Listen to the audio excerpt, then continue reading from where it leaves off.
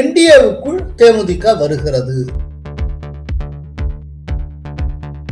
என்டிஏவுக்குள் ராமதாஸ் வருகிறாரா இல்லையா என்பது அன்புமணி ராமதாசுடைய விருப்பத்துக்கு உட்பட்டது. தான் உருவாக்கிய சிக்கலில் தானே மாட்டிக்கொண்டு முழிக்கிறார் ராமதாஸ். ஒரு நேரட்டிவ் ஒண்ண ஸ்டாலின் செட் பண்ணி இருக்கிறார். என்டிஏ வெர்சஸ் மதசார்பற்ற முற்போக்கு கூட்டணி கிடையாது, என்டிஏ வெர்சஸ் தமிழ்நாடு. இந்த நேரட்டிவ்க்கு மாற்றா தமிழ்நாடு வெர்சஸ் தீய சக்தி அப்படின்னு கொண்டு போகும். கோலஹலாஸ் டிவி யூடியூப் சேனல், இது வாய்மையின் எக்காலம். அதிர்ச்சிகரமான விதத்தில் அகால மரணம் அடைந்து விட்டாரே அஜித் பவார். வணக்கம் நண்பர்களே.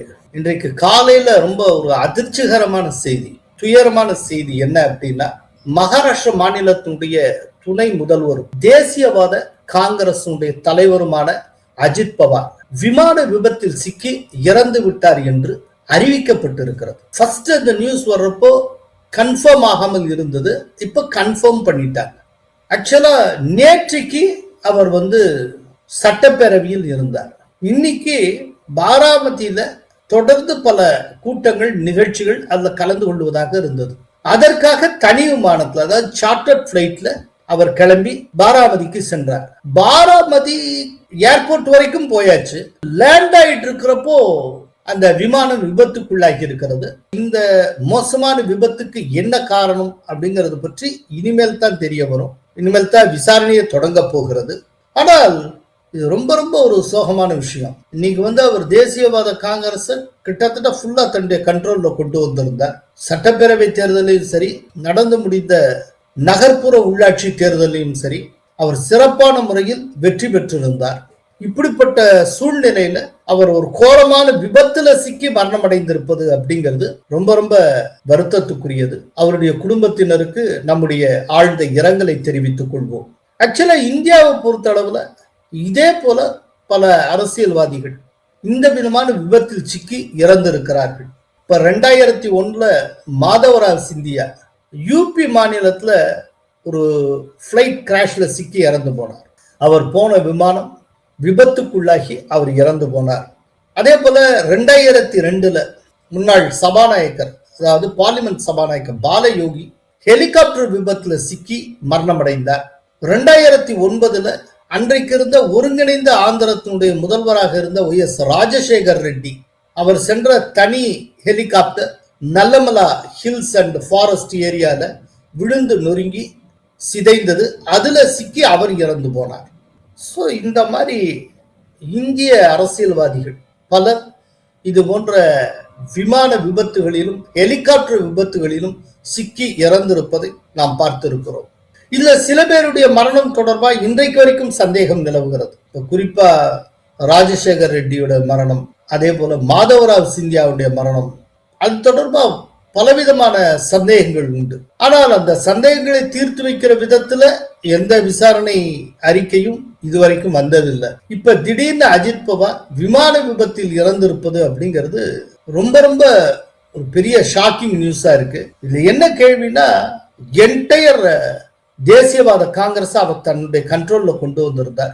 அவர் தேசியவாத காங்கிரஸ் கண்ட்ரோல்ல எடுக்கல அப்படின்னா சரத்பவாருடைய மகனுக்கு தான் போயிருக்கும், சுப்ரியா சுலேக்கு போயிருக்கும். ஆனால் அந்த விதமான ஒரு வாரிசு அரசியலை முன்னெடுக்க விடாமல் இவர் அதை டேக் ஓவர் பண்ணிட்டார். இந்த நடந்து முடிந்த நகர்ப்புற லோக்சபா தேர்தலையே அவர் சரத்பவாருடைய தேசியவாத காங்கிரஸ் காட்டிலும் சிறப்பான முறையில அஜித் பவார் வெற்றி பெற்றிருந்தார். இப்படியெல்லாம் நடந்திருக்கு. இந்த சூழ்நிலையில இவர் அகால மரணம் அடைந்திருக்கிறார். பட் அதுக்காக இந்த மரணத்தை வச்சு தவறான யூகங்களை ரொம்ப ஒரு ப்ரீமெச்சூர்டா வைக்கிறதுக்கு நான் விரும்பல.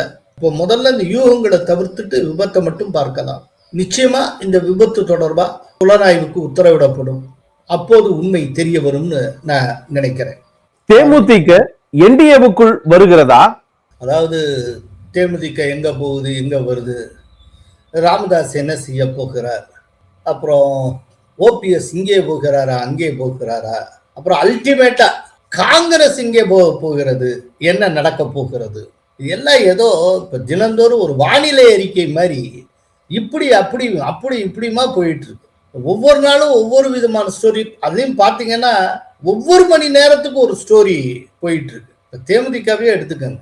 தேமுதிக சம்பந்தமா ஜஸ்ட் கொஞ்ச நேரத்துக்கு முன்னாலேருந்து ஒரு ஸ்டோரி என்னன்னா, தேமுதிக டிஎம்கேவுடன் பேசி கொண்டிருக்கிறது அப்படின்னு. பட் அதே நேரத்தில் 26ஆம் தேதி குடியரசு தினத்தன்னைக்கு என்ன நடந்ததுங்கிறத பார்க்கலாம். அன்னைக்கு கவர்னர் அதிகாரபூர்வமாக ஒரு விருந்து கொடுத்தார். அது வழக்கமாக கொடுக்கறது குடியரசு தினத்துக்கும் சுதந்திர தினத்தன்னைக்கும். அந்த கவர்னருடைய விருந்தை திமுக கூட்டணி கட்சிகள் அனைத்தும் புறக்கணித்தன. திமுகவை சேர்ந்தவர்களோ இல்லாட்டி திமுக கூட்டணி கட்சியை சேர்ந்தவர்கள் எவருமே அங்கு வரல. பட் அதே நேரத்தில் என்டிஏவை சேர்ந்த எல்லா தலைவர்களுமே மோரார்லெஸ் வந்திருந்தாங்க. இப்போ நயினார் நாகேந்திரன் வந்திருந்தார், ஏசி சண்முகம் வந்திருந்தார், ஜி.கே. வாசன் வந்திருந்தார், அதே போல டாக்டர் கிருஷ்ணசாமி வந்திருந்தார். இப்படி அத்தனை பேர் வந்திருந்தாங்க. இப்படி வந்திருந்தவர்கள்ல அத்தனை பேருடைய பார்வையை ஈர்த்தவர் யார் அப்படின்னா சுதீஷ், தேமுதிக தலைவர் பிரேமலதாவுடைய சகோதரர். அப்போ அவர் என்டிஏவா கவர்னர் கொடுத்த விருந்துக்கு வந்திருந்தது அப்படிங்கிறது மிக முக்கியமான ஒரு பொலிட்டிக்கல் மெசேஜாக பார்க்கப்பட்டது. ஸோ என்டிஏவுக்குள் தேமுதிக வருகிறது அப்படிங்கிறதுக்கான சமிக்கையாக சுதீஷனுடைய வருகை அனைவராலும் பார்க்கப்பட்டது. இதுல பிஜேபியை சேர்ந்த செகண்ட் லைன் லீடர் ஒருவர், அவர் சுதீஷ் ஃபேமிலிக்கே ரொம்ப நல்ல பழக்கமானவர். அவர் சுதீஷ்ட கேட்கிறார், என்ன இப்படி வந்திருக்கீங்க திடீர்னு, எப்படி நம்ம பக்கம் வந்துடுறீங்களா என்ன அப்படின்னு. அப்போ சுதீஷ் சொல்லியிருக்கார், ஆமா என்டிஏக்கு தான் வர்றதா முடிவு பண்ணியிருக்கோம், ஆனா முடிவை கொஞ்சம் தள்ளி அனௌன்ஸ் பண்ணலான்னு இருக்கோம் அப்படின்னு அவர் சொல்லியிருக்கிறார். அதுக்கப்புறம் சுதீஷ்ட யாரோ ஒரு ஏடிஎம்கே விஐபி அவர் தனியாக அழைத்து சென்று அவர்கிட்ட பேசுகிறார். பேசி முடிச்சுட்டு அவர் யாரோ ஒருத்தருக்கு ஃபோன் பண்ணுகிறார். ஃபோன் பண்ணிட்டு பக்கத்துல சுதீஷ் இருக்காரு, நீங்க பேசுங்க அப்படின்னு சொல்லி கொடுக்குறார். சுதீஷும் பேசுகிறார். சுதீஷ் அன்னைக்கு ஃபுல்லா உற்சாகமா இருக்கிறார். ஸோ இதையெல்லாம் பார்க்கிறப்போ அப்புறம் அது தவிர்த்து பிஜேபியுடைய மாநில தலைவர் நயினார் நாகேந்திரன்ட்ட சுதீஷ் தனியாக பேசி கொண்டிருந்தார். இத்தனையும் நடந்திருக்கு. அதனால தேமுதிக ஏடிஎம்கே இருக்கக்கூடிய இடத்தை நோக்கி வருகிறது. ஏன்னா ஆல்ரெடி 2024 தேர்தல் அவங்க ஏடிஎம்கே கூட்டணியில தான் இருந்தாங்க. அதனால தேமுதிக என்டிஏவுக்குள் வருகிறது அப்படின்னா சொல்லப்பட்டது. இப்படி சொல்லிட்டு இருக்க இந்த நேரத்துல திடீர்னு இப்போ இந்த ரெக்கார்டிங் நடந்துட்டு இருக்கிற கொஞ்ச நேரத்துக்கு முன்னால தேமுதிக திமுகவுடன் பேசி கொண்டிருக்கிறது அப்படின்னு ஒரு விஷயத்தை சில தொலைக்காட்சிகள் கிளப்பி விட்டு இருக்கின்றன. ஆக்சுவலா இதுல என்னன்னா, இது ஒரு சாதாரண வியூவருக்கு எப்படி தோணும் அப்படின்னா, என்ன தேமுதிக அங்க பேசுறாங்க இங்க பேசுறாங்க அப்படின்னு சொல்லிட்டு அதனுடைய அந்த ஃபேஸ் வேல்யூடைய புரிஞ்சுக்கிட்டு ஒரு டிவியில செய்தி வந்தாச்சுன்னா அது செய்தி என்றே புரிந்து கொண்டு அது உண்மையில் நடப்பதாகவே புரிந்து கொண்டு இன்டர்பிரட் பண்ண ஆரம்பிப்பாங்க. இப்ப நாங்க பல காலமா இந்த துறையிலேயே இருந்துகிட்டு இருக்கோம். நாங்க வேற விதமா யோசிப்போம். முதல்ல இந்த விதமான செய்தியை யாரு கிளப்பி விடுறாங்க, இந்த செய்தியுடைய சோர்ஸ் எது? ஒருவேளை டிமாண்டை கிரியேட் பண்ணுங்கிறதுக்காக தேமுதிகவே இப்படிப்பட்ட செய்திகளை மீடியாவுக்கு லீக் பண்ணுகிறதா?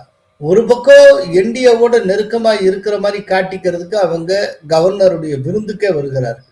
இன்னொரு பக்கம் டிஎம்கேயோட பேச்சுவார்த்தை நடத்துற மாதிரியான ஒரு செய்தியை தேமுதிக தரப்புல இருந்து கிளப்பி விட்டு அதன் மூலமா என்டிஏல தன்னுடைய பேரம் பேசும் திறனை அதிகரித்துக் கொள்ள முயற்சி செய்கிறதா?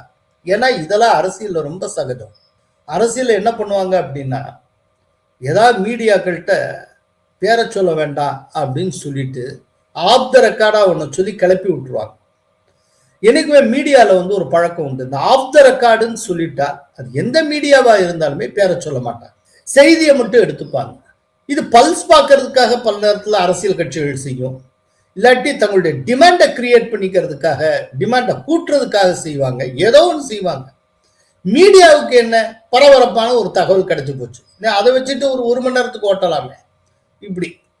ஸோ இந்த ஒரு அண்டர்ஸ்டாண்டிங்ல தேமுதிகவே கிளப்பி விடலாம், இல்லாட்டி தன்னுடைய சைடு மேலும் மேலும் வலுப்பெற்று வருகிறது அப்படிங்கிற மாதிரி ஒரு தோற்றத்தை உருவாக்குறதுக்கு டிஎம்கே கூட இந்த காரியத்தை செய்யலாம். உண்மையிலேயே தேமுதிக அகாமடேட் பண்றாங்களோ இல்லையோ, ஆனா ஜஸ்ட் ஒரு பர்செப்ஷனுக்காக அடிச்சு விடுவாங்க.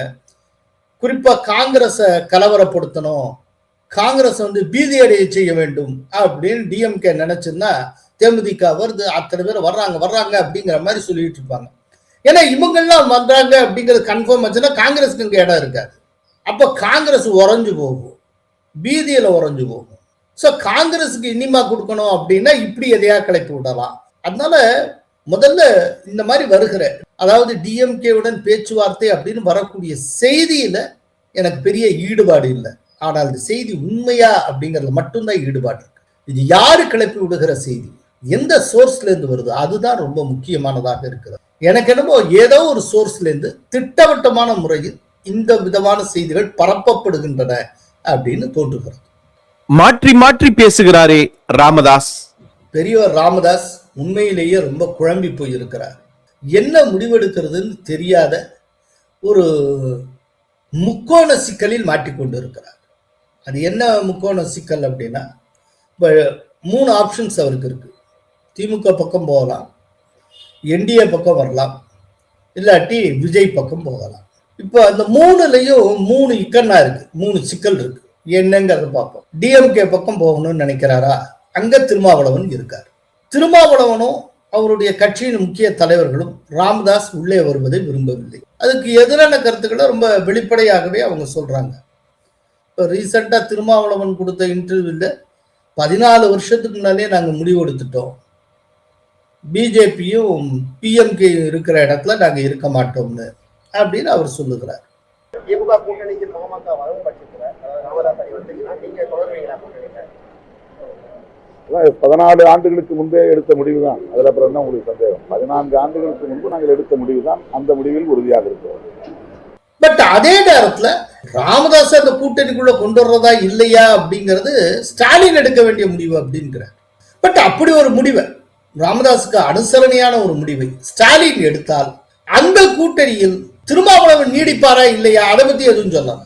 கூட்டணி தலைவர்ங்கிற முறையில ஸ்டாலின் வந்து இந்த கூட்டணிக்குள்ள யாரும் வரணும் கூடாது அப்படிங்கறத அவர் டிசைட் பண்ணலாம். அப்படின்னா அதனுடைய பொருள் என்ன, விடுதலை சிறுத்தைகளின் தலைவர் அப்படிங்கிற முறையில அப்படி ஒரு கூட்டணி அமைந்தால் அந்த கூட்டணியில் தொடர்வதா இல்லையாங்கிறத நான் முடிவு செஞ்சுப்பேன்னு அர்த்தம். சாதிய மதவாத அரசியல் கட்சிகளோடு ஒருபோதும் நாங்கள் கூட்டணி வைத்துக் கொள்ள மாட்டோம், அந்த கட்சிகள் இடம்பெறும் கூட்டணியிலும் இருக்க மாட்டோம் என்று அறிவித்தோம். அந்த நிலைப்பாட்டில் இன்றும் நாங்கள் உறுதியாக இருக்கிறோம். திமுக கூட்டணியில் எந்தெந்த கட்சிகள் சேர வேண்டும் என்பது குறித்து திமுக தலைமைதான் முடிவெடுக்க வேண்டும். விடுதலை சிறுத்தைகள் இந்த கட்சியை சேர்க்க வேண்டும், இந்த கட்சியை சேர்க்கக்கூடாது என்று சொல்லுவதற்கு எந்த அதிகாரமும் இல்லை, உரிமையும் இல்லை. நாங்கள் எங்கள் நிலைப்பாட்டில் உறுதியாக இருக்கிறோம் என்பதை தவிர திமுகவுக்கு ஆலோசனை சொல்லக்கூடிய இடத்தில் அல்லது நெருக்கடி தரக்கூடிய இடத்தில் நாங்கள் இல்லை. ரொம்ப பகிரங்கமா வன்னியரசு ஸ்ரீலூத்தூர்ல பேசுறப்போ பாமக இருக்கிற இடத்துல நாங்க இருக்க மாட்டோங்கிறத அவர் சுட்டி காட்டி இருக்கிறார். அதனால இப்ப டிஎம்கே சைடு நுழையிறது ரொம்ப கஷ்டம். ஓகே, இப்ப என்டிஏ பக்கம், அதாவது ஏடிஎம்கே பக்கம் போறது அப்படின்னு முடிவெடுத்தால் அங்க அன்புமணி ராமதாஸ் இருக்கிறார். அன்புமணி ராமதாஸ் என்ன நினைக்கிறாரு, தன்னுடைய தந்தை தாய் இருக்கிற பக்கம் வந்துடக்கூடாதுன்னு அவர் நினைக்கல. ஆனால் ராமதாஸ் அவர்களுக்கு ஒரு கௌரவ பிரச்சனை, பிரஸ்டீஜ் இஷ்யூ இருக்காங்க. என்னன்னா, சீட்டு கொடுக்கிறப்போ அன்புமணி ராமதாஸ் ஃபேக்ஷனுக்கு அதிகமா தந்து தனக்கு குறைவா தந்துட்டால் தான் வந்து அன்புமணி ராமதாஸை காட்டிலும் குறைந்த நபர் அப்படிங்கிற ஒரு மதிப்பீடு நிலை பெற்று விடுவோம் அப்படிங்கிற அச்சம் அவருக்கு இருக்கு. தன்னை எப்படி ட்ரீட் பண்ணுவாங்களோ இந்த பயம் அவருக்கு இருக்கு. இது இங்க இருக்கிற சிக்கல். சரி, இப்ப கூட்டணி கட்சிகளே இல்லாமல் காத்தாடி கொண்டு இருக்கிற ஒரே கட்சி விஜயனுடைய கட்சி தான். ஸோ இப்ப விஜய் கட்சிக்கு போயிட்டு 30 சீட்டு கேட்கலாம், 50 சீட்டு கேட்கலாம், எவ்வளவு கேட்டாலும் வாரி தர்றதுக்கு விஜய் தயாராக இருப்பார். ஏன்னா 234 தொகுதியில நிறுத்துறதுக்கு தேவையான அளவுக்கு கேண்டிடேட்ஸ் அவங்கள்ட்ட கிடையாது. அப்படிங்கிறப்போ விஜய் பக்கம் போகலாம். போனா விஜய்க்கு எவ்வளவு ஓட்டு யாருக்கு தெரியும்? எல்லாம் ஆளாளுக்கு சொல்றதுதான். ஏதோ கூட்டத்தை வச்சுட்டு ஆளாளுக்கு அள்ளி விடுறது. 10% இருக்கு, 20% இருக்கு, 25% இருக்கு. எல்லாம் உண்மையில ரிசல்ட் எப்படி வரும்னு யாருக்கு தெரியும்? சோ விஜய்க்கான ஓட்டு எவ்வளவு இருக்குங்கிற ஒரு யூகம் கூட இல்லாத நிலையில, அது வந்து விஜய்க்கே தெரியாத நிலையில விஜயோட கைகோர்க்கிறது எந்த அளவுக்கு பலனுள்ளதா இருக்கும்? சரி, விஜயோட கைகோர்த்து விஜயோட சேர்ந்து மொத்தமா மூழ்கிட்டான்னு வச்சுப்போம். ஒரு சீட்டு கூட ராமதாஸ் ஜெயிக்காம போயிட்டார். பட் அதே நேரத்துல அன்புமணி ராமதாஸ் அவரை நிறுத்தின இடத்துல ஒரு 80 விழுக்காடு ஸ்ட்ரைக்கிங் ரேட்டோட அவர் ஜெயிச்சிடறான்னு வச்சுப்போம். இப்ப என்ன ஆகும்? இந்த தேர்தல் ரிசல்ட்டுக்கு பின்னால ஆட்டோமேட்டிக்கா உண்மையான பாமக என்பதை அன்புமணி பாமகன்னு ஆயிடும். இப்போ அதனால விஜய் பக்கம் போறதுக்கான ஒரு ஓப்பனிங் இருந்தும் கூட உள்ள போறதா இல்லையாங்கிற தயக்கம் ராமதாஸுக்கு இருந்து வருகிறது.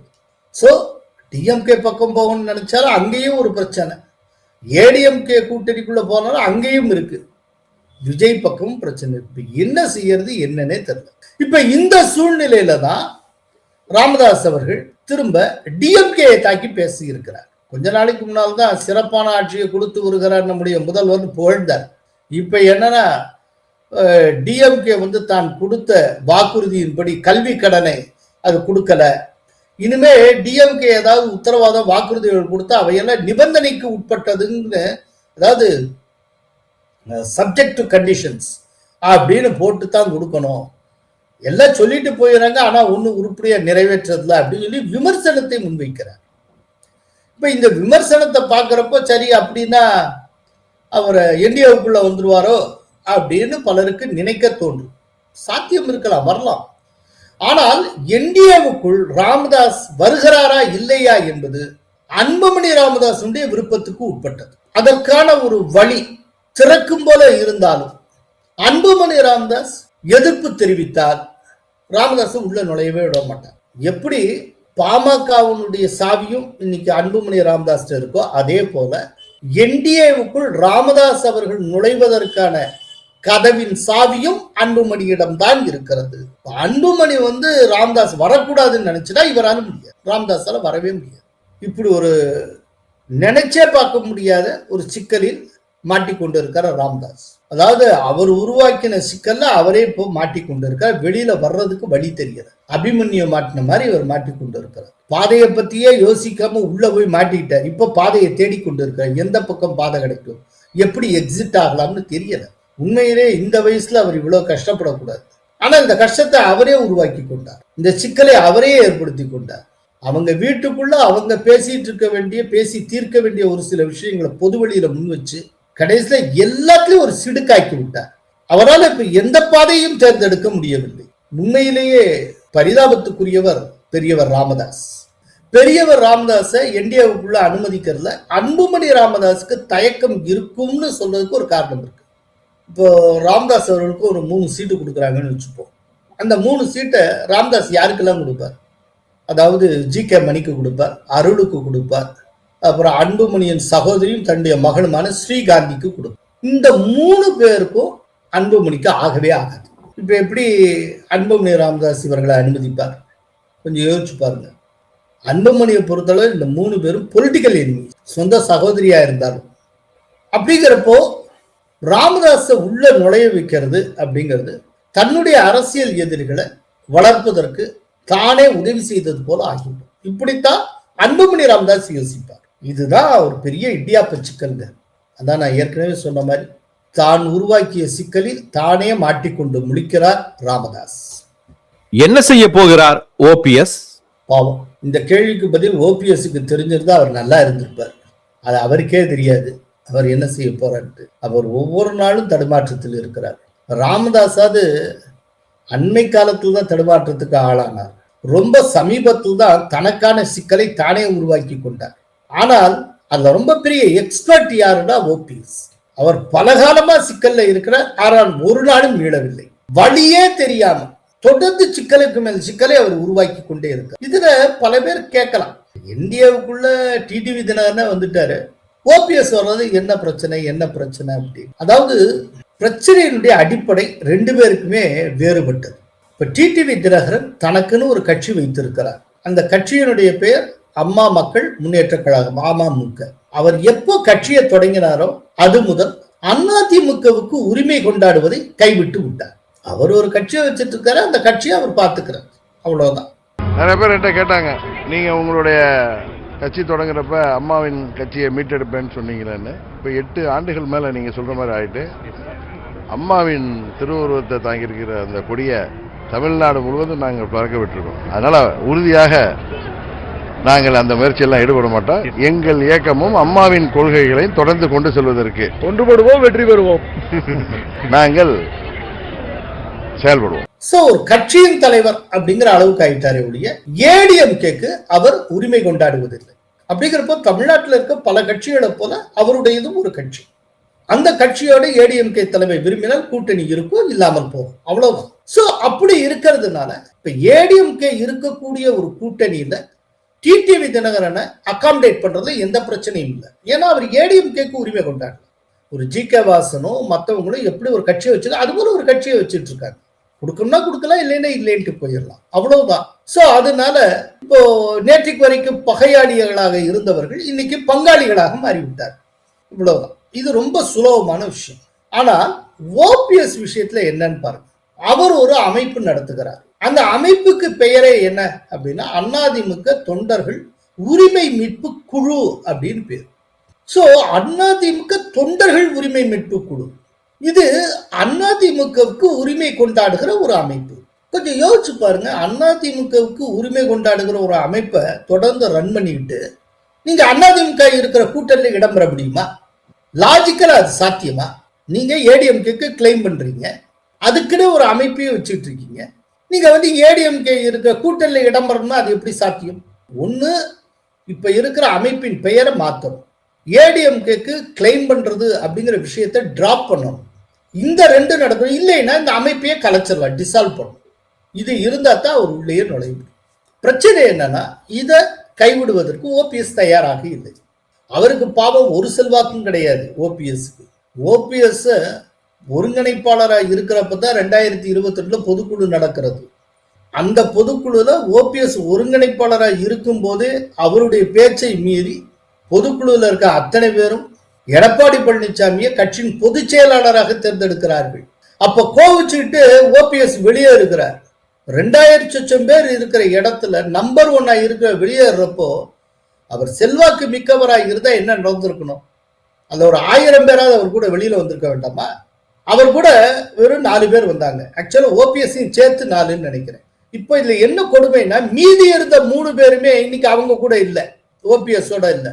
மனோஜ் பாண்டியன் டிஎம்கேல ஐக்கியமாகி விட்டார். கூடவே இருந்த வைத்திலிங்கம் டிஎம்கேக்கு போய் சேர்ந்து விட்டார். அவர் கூடவே இருந்த ஜேசிடி பிரபாகரன் இப்ப தாவேகாவில் இணைந்து விட்டார். இப்போ ஓபிஎஸ் தனியாக நிற்கிறார். இன்னமும் அவர் அதிமுகவுக்கு உரிமை கொண்டாடி கொண்டு இருக்கிறார். அவருக்கு ஆதரவாளர் ஒருத்தர் கூட இல்லை.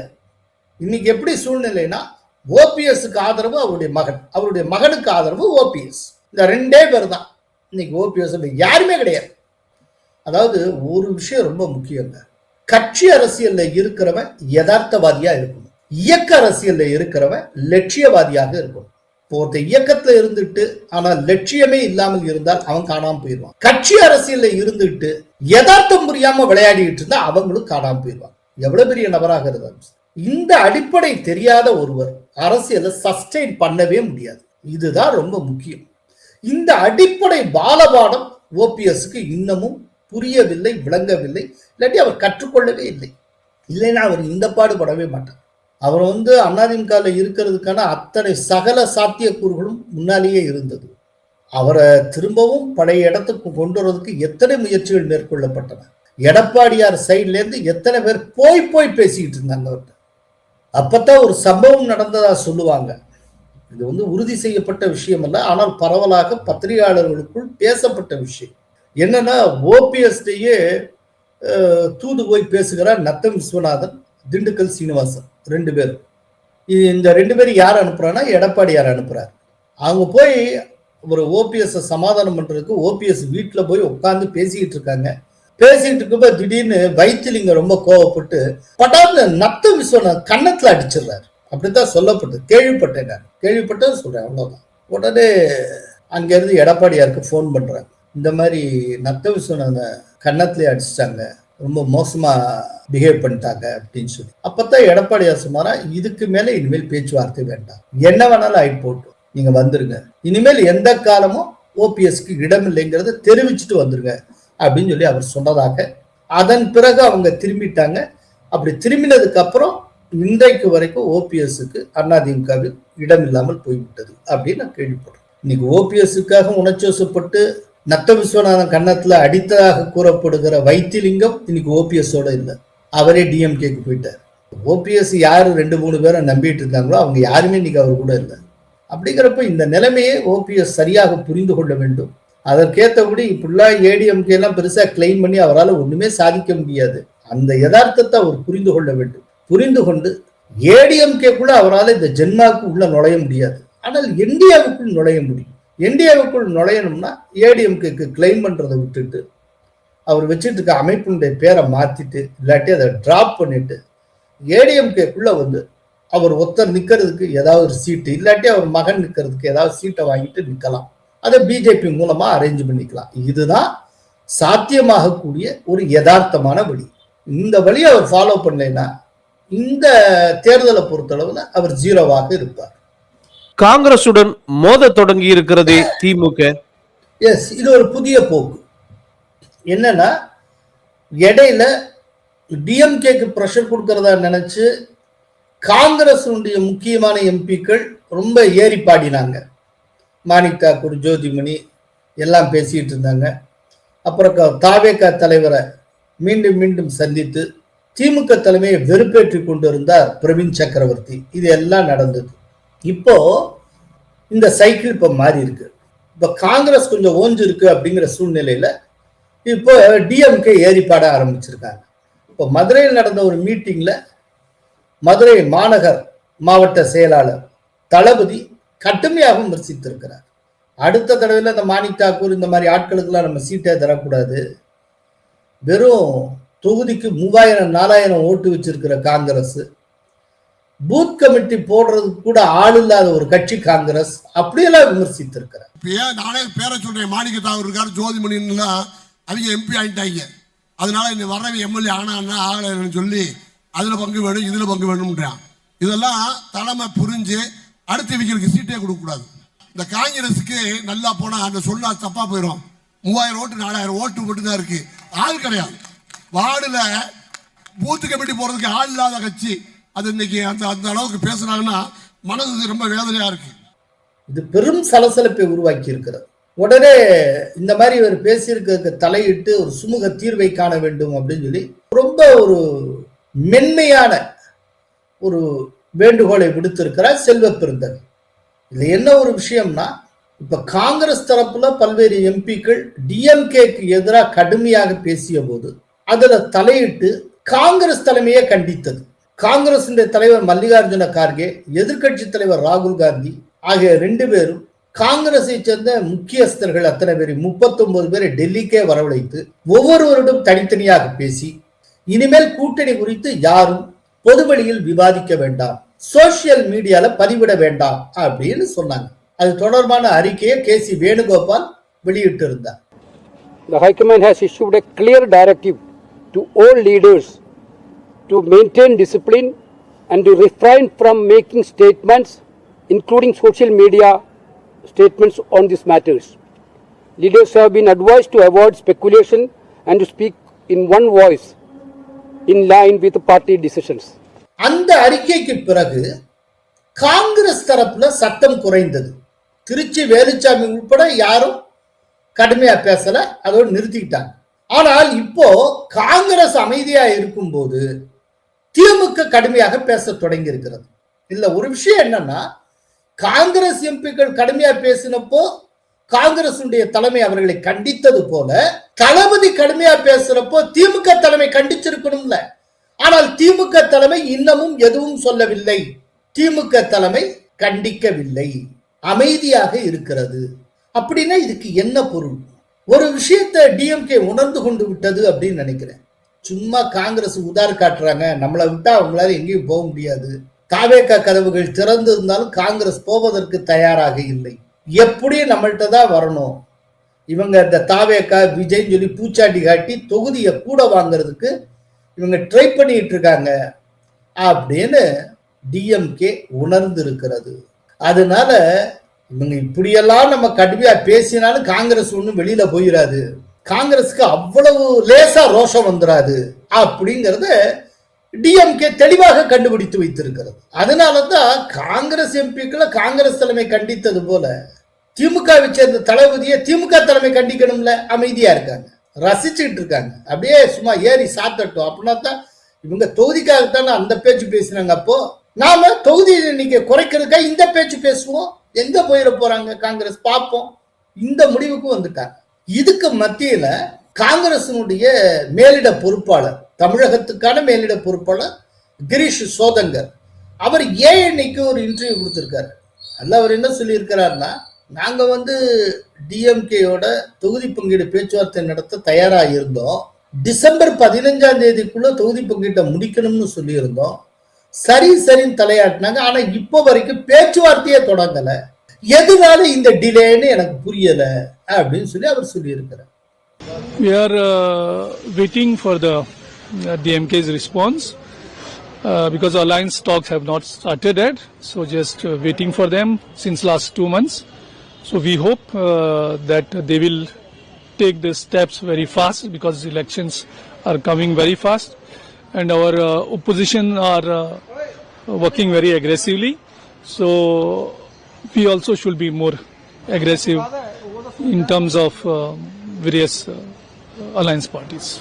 இப்ப இந்த விதமா மேலிட பொறுப்பாளர் சோதங்கர் கூறியிருப்பதை நாம 2 விதமா அர்த்தப்படுத்திக்க முடியும், இன்டர்பிரட் பண்ண முடியும். ஒன்னு, திமுக தலைமையுடைய மெத்தனத்தை காங்கிரஸ் கண்டிக்கிறது, தன்னுடைய ஏமாற்றத்தை வெளிப்படையாக தெரிவித்திருக்கிறது. சோ டிஎம்கே தலைமை விரைந்து செயலாற்ற வேண்டும் என்று காங்கிரஸ் எதிர்பார்க்கிறது, அதுக்காகத்தான் இப்படி சொல்லி இருக்கிறார் அப்படின்னு ஒண்ணு புரிஞ்சுக்கலாம். இல்லைன்னா இப்பவும் அந்த விஜய்ங்கிற கார்டு ஓப்பன்ல தான் இருக்கு. சோ விஜயை நோக்கி போவதற்கான காரணங்களை சோதங்கர் கிரியேட் பண்ண தொடங்கி விட்டார். இப்ப நாளைக்கு விஜய் பக்கம் போனா ஏன் இத்தனை காலம் இருந்தீங்க, ஏன் அங்க போறீங்க அப்படின்னு கேட்டா, இப்ப கூட ரீசெண்டா சொல்லி இருந்தேன், டிசம்பருக்குள்ளேயே தொகுதி பங்கிட முடியுங்க அப்படின்னு. அதுக்கு சரின்னு சொல்லியிருந்தாங்க. டிசம்பர் 15 முடிச்சிருக்க வேண்டியது இழுத்தடிச்சுக்கிட்டே போறாங்க. எதுனாலேன்னு எங்களுக்கு புரியல. ஒருவேளை இவ்வளவு இழுத்தடிச்சுட்டு கடைசி நிமிஷத்துல ரொம்ப குறைச்சு கொடுத்தா அப்ப காங்கிரஸால எந்த முடிவும் எடுக்க முடியாது. அதனால நாங்க இப்போதே அலர்ட் ஆகி தாவேகா பக்கம் போகிறோம் அப்படின்னு சொல்லி தாவேகா பக்கம் போறதுக்கான ஒரு காரணத்தை சோதங்கர் கிரியேட் பண்ண தொடங்கி விட்டாரோ அப்படின்னு பார்க்கலாம். மொத்தத்துல டிஎம்கே கேம்ப் ரொம்ப குழம்பி இருக்கிறது. இதுல ரொம்ப ரொம்ப முக்கியமான அதி முக்கியத்துவம் வாய்ந்த ஒரு எம்பி அவர் சொன்ன ஒரு தகவல், சார் காங்கிரஸ்ல இப்ப எல்லாமே ரொம்ப ஃப்ளூயிடா இருக்கு அப்படின்னு. ரொம்ப ஃப்ளூயிடா இருக்கு, அதாவது என்ன முடிவும் எடுக்கலாம், அப்படிதான் ஒரு சிச்சுவேஷன் இருக்கு. டிஎம்கேவுடன் தான் நாங்க போவோம் அப்படின்னு சொல்லிட முடியாது, தாவேகாவுடன் போக மாட்டோம் அப்படின்னு சொல்ல முடியாது. ரொம்ப ஃப்ளூயிடா இருக்கு சிச்சுவேஷன் அப்படின்னு. ஸோ அதுதான் உண்மை. ஸோ காங்கிரஸ் எப்ப வேணாலும் ஜம்ப் பண்ணலாம். ஆக்சுவலா காங்கிரஸ் மட்டும் தாவேகா பக்கம் ஜம்ப் பண்ணிச்சு அப்படின்னா இந்த தேர்தலுக்கான அரசியல் இருக்குல்ல, இந்த 2026 தேர்தலுக்கான அரசியல், அதனுடைய களத்துல மிகப்பெரிய மாற்றம் மிகப்பெரிய பாய்ச்சலும் நடக்கும். அப்படி ஒண்ணு நடந்தா அல்டிமேட் பெனிஃபிஷியரி என்டிஏவாக இருக்கும். ஆக்சுவலா அப்படி ஒண்ணு நடக்கட்டும். நடந்ததுக்கு அப்புறம் அல்டிமேட் பெனிஃபிஷியரியே எப்படி என்டிஏ இருக்குங்கிறத நான் அந்த டயத்துல விளக்குறேன். என்டிஏ கூட்டணியை மிக கடுமையாக சாடி இருக்கிறாரே முதல்வர் ஸ்டாலின். அவர் வழக்கம் போல அந்த பழைய நேரேட்டிவை திரும்ப பேசி இருக்கிறார். அதாவது பிஜேபிக்கு அடிபணிந்து இருக்கிறது அதிமுக, அதே போல அதிமுக தவிர மற்ற எல்லா கட்சிகளையும் மிரட்டி பணிய வைத்து என்டிஏவுக்குள் கொண்டு வந்திருக்கிறது பிஜேபி அப்படின்னு சொல்லி எல்லாம் மிரட்டல்ல பயந்து போய் அரண்டு போய் இந்த கூட்டணியில ஒட்டியிருக்காங்க அப்படின்னு சொல்லி இவர் ஸ்டாலின் அவர்கள் தஞ்சாவூர்ல மகளிர் மாநாட்டில் வைத்து பேசியிருக்கிறார். பாஜக அதிமுக கூட்டணி கட்டாயத்தால் உருவாகி இருக்கக்கூடிய கூட்டணி, மிரட்டலால் உருட்டலால் உருவான பிளாக்மெயில் கூட்டணி. நடக்க போற தேர்தல் என்டிஏ வெர்சஸ் மதசார்பற்ற முற்போக்கு கூட்டணி கிடையாது, என்டிஏ வெர்சஸ் தமிழ்நாடு. மறந்துடாதீங்க. அல்ல, அவர் சொல்றதுல ரொம்ப முக்கியமான விஷயம் என்னன்னா, இது ஏதோ சில கட்சிகளோ மற்றவர்களோ இல்லை, மொத்த தமிழகமும் என்டிஏவுக்கு எதிராக இருக்கிறது என்பதை காட்டுவதற்கான தேர்தல் அப்படின்னு அவர் சொல்லியிருக்கிறார். ஸோ இதன் மூலமா ஒரு நேரேட்டிவ் ஒன்று ஸ்டாலின் செட் பண்ணி இருக்கிறார். அந்த நேரேட்டிவ் என்ன அப்படின்னா, தமிழ்நாடு வெர்சஸ் என்டிஏ அப்படிங்கிறது.